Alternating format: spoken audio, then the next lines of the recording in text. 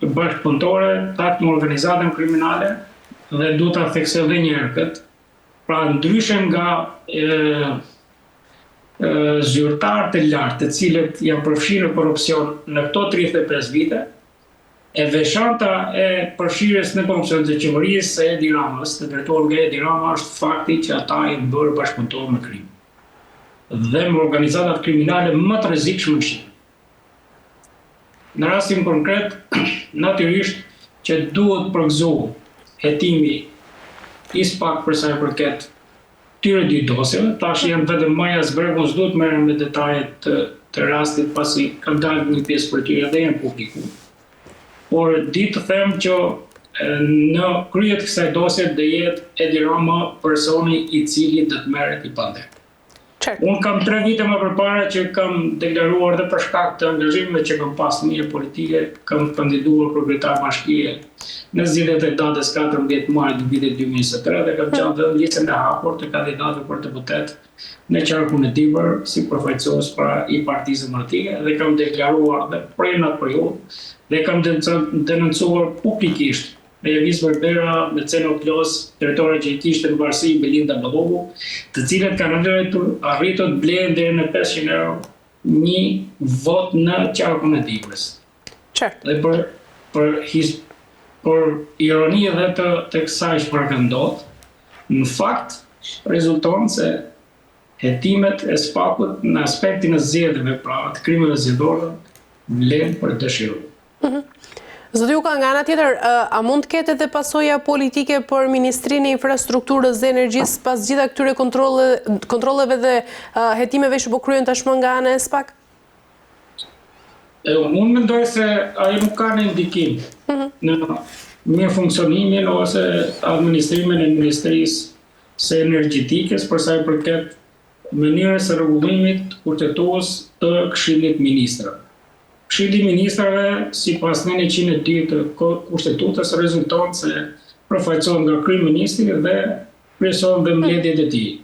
Natyrisht, çdo ministër nuk është ai ka cilësitë, do të ketë cilësitë e një deputeti, antar i Këshillit të Ministrave thotë Kushtetuta gëzon imunitetin e deputetit, por nga ana tjetër fakti që një zëvendës kryeministër dhe ministre akuzohet për korrupsion dhe pengohet sistemi i drejtësisë për të kryer punën e vet, do thotë që vetë kryeministri është i përfshirë në korrupsionin bashkë me zëvendës kryeministrin dhe me ata që ne i quajmë krim organizuar ose organizata kriminale.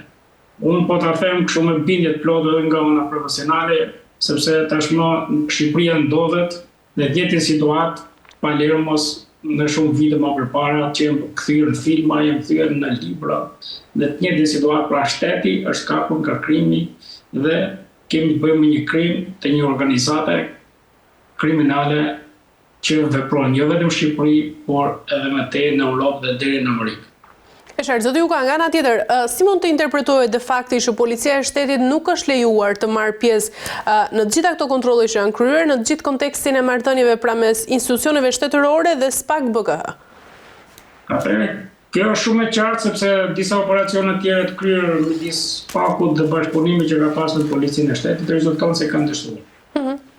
Dhe për më tepër, ka të dhënat mjaftueshme, jo vetëm dyshuara, po të mjaftueshme, nga hetimet e drejtanishme që ky krim organizuar, kjo organizatë kriminale, e cila vepron dhe ushqehet me fonde të taksa paguesve shqiptar, me fonde publike, rezulton se ka promovuar dhe ka mbështetur prej drejtorit përgjithshëm policisë shtetit për të vendosur në detyrë, me shefa komisariatesh, me drejtor drejtorish dhe gjitha strukturat i kontrollon aktualisht i kontrollon krimi organizuar. Unë po ju them edhe një, sepse ju mund ju duket edhe pak si i habitshme, por kam informacione edhe nga të dhënat edhe për shkak profesionit, që organizatat caktuara kriminale që veprojnë kryesisht në zonën e Durrësit dhe Tiranës, por edhe qytete të tjera, Elbasan, Shkodër e tjerë, paguajnë drejtor policie, shefa komisariatesh deri dhe punojës policie të thjesht për dhënë informacione të ju paguar deri në 5.000 euro në muaj. Dhe mund t'ju duket tash habi, Por, në rastin konkret, kurse s'kishte që SPAK-u, ose strukturët e BG-s, strukturët e posaçme të bashkëpunonin me policinë, kur disa operacione të tyre janë dekonstruuar. Marrim dosjen e Akshit. Dosja e Akshit është dosja e cila tash është më e azbegut dhe dëshirën në derën e kryeministit e Tiranës. Ergys Agasi është thjesht Benjamin i Edi Ramës. Natyrisht, ju i keni parë sepse kanë dalë dhe në media, disa filmime që ai ka filmuar në zyrën e tij, kur shkonte drejtoresha Melinda Karçanaj, bashkë me biznesmenë të tjerë dhe se si ndashin fonde, se si arrishin deri aty që të marrin peng biznesmen. Dhe ky është kulmi ku një shtet, si shteti jon, i cili është marrë peng nga krimi organizuar dhe gjithçka ka marrë fund këtë vend. Tu kërkohet vetëm një reagim qytetar dhe kërkohet një radikalizim i veprimeve të opozitës në Shqipëri. Sa i përket dosjes së Akshit, zoti Uka, a tregoni gjithë kjo dosje se projektet e mëdha infrastrukturore janë kthyer në një mekanizëm për përfitime personale dhe politike nga ana tjetër, duke shkatruar këtu edhe parimin e transparencës, por edhe të konkurrencës? Absolutisht po. Dhe jo vetëm kaq e nderuar, madje por shkohet edhe më tej. Rezulton se jo vetëm që krimi organizuar pra merrte fonde publike, i ndashin parat, por është cenuar rënd siguria kombëtare. Si mundet një vend antar i NATO-s, sikurse është Shqipëria, të jetë në dorën e dytë të akuzuarve sot që ndodhen në Arati, që disponojnë të dhënat më sensitive të shtetit shqiptar. Sikurse është, sepse Aksh shumë njerëz nuk e dinë, vetëm e kanë dëgjuar sepse ja thonë në mënyrë shkurtuar.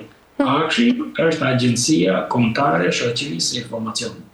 Pra, i gjithë informacioni i shtetit shqiptar ndodhet në dorë e dy persona të cilët ndodhen sot në Arati. Dhe është cenuar rënd siguria kombëtare. Pra, Akshi disponon të dhënat për sistemin Teams, të dhënat për pasuritë e palushme. Unë kam një informacion tjetër që edhe gjyqtari prokuror, që kanë qenë pjesë e procesit të rivlerësimit, ata që ka dëshmë i kaluar Edi Rama nga ky proces, ju kanë heqë dhe pasuri që i kanë pas regjistruar në kadastër. Përveç të tjerave, rezulton që disponon të dhënat të sistemit informativ, të dhënat të sistemit të tatimeve, dhe ju jeni ndjeni, të dhënat sistemit Teams, të dhënat persone, dhe të dhënat të policisë shtetit. Dhe këto gjithë të dhëna i kanë qenë në dorën e Ergys Agasit. Qartë. Por, ajo që është më rëndësishme, si mund të ndikojë gjithë kjo situatë në marrëdhëniet e qeverisë me donatorët dhe institucionet ndërkombëtare që financojnë të gjitha këto projekte infrastrukturore në Shqipëri dhe në momentin që këto hetime do të arrijnë fundin dhe do të dalin personat përgjegjës, kush do të mbajë përgjegjësi? Natyrisht, ju jeni ndjeni që disa nga institucionet ndërkombëtare kanë vepruar. Si që ishte rasti i fondeve Bashkimit Evropian për IPAD-in, si që ishte rasti i financimit që kishte bërë Shtetet e Bashkuara të Amerikës në lidhje me disa projekte në Shqipëri, të cilët Donald Trump i mbylli. Dhe po jeni në dieni njëkohësisht që Departamenti i Shtetit Amerikan ka caktuar një fat prej 90 ditësh ose 3 muajsh deri në datën 6 mars. Dhe ka hartuar edhe një udhëzues në lidhje me hetimin ndërkombëtar, të korrupsionit dhe të krimit organizuar, sidomos për sa përket trafikimit të lëndëve narkotike. Dhe ky udhëzues i është dhënë edhe SPAK-ut ose prokurisë posaçme dhe po asistohet. Në dëgjuar edhe diçka tjetër përse një informacion, sepse ju jeni edhe gazetarë dhe jeni mirë. Në korridoret e SPAK-ut flitet anglisht. Nuk flitet në gjuhën matë e Tiranës. As në Davallokut. Pra po asiston me asistencë teknike strukturat e Departamentit Shtetit Amerikan dhe veçanërisht e DEA-s, sepse një ndër problematikat dhe një ndër shqetësimet kryesore është trafikimit të narkotike dhe i korrupsionit veçanërisht në Ballkanin Perëndimor, ku Shqipëria zë vendin kryesor.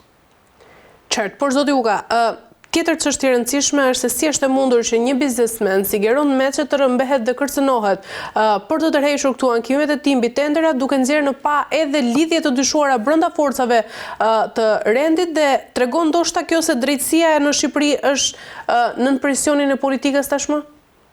Natyrisht që kjo është një rast unikat, si më thënë, në rajonin ku ne jetojmë. Dhe fatkeqësia e shtetit tonë që shteti është bërë njësh, është bërë bashkëpunëtore me mafia. Këto sjellje marrin peng nga policia apo nga strukturat të tjera të cilat kanë për detyrim ligjor që të sigurojnë rendin dhe sigurinë publike, për interesat tyre private, për detyruar një biznesmen që të heqin dorë nga ankimet, këtë bën fundin e këtij shteti ku është sot. Dhe prandaj thash dhe në fillim kësaj interviste që reagimi i qytetarëve në këtë rast duhet të jetë shumë i fortë. E drejta, thot në një katër kushtetuar, përbën bazën dhe kufijt e veprimit shtetit. Kur një biznesmen merret peng nga vetë shteti për të hequr dorë nga drejt, këtu nuk ekziston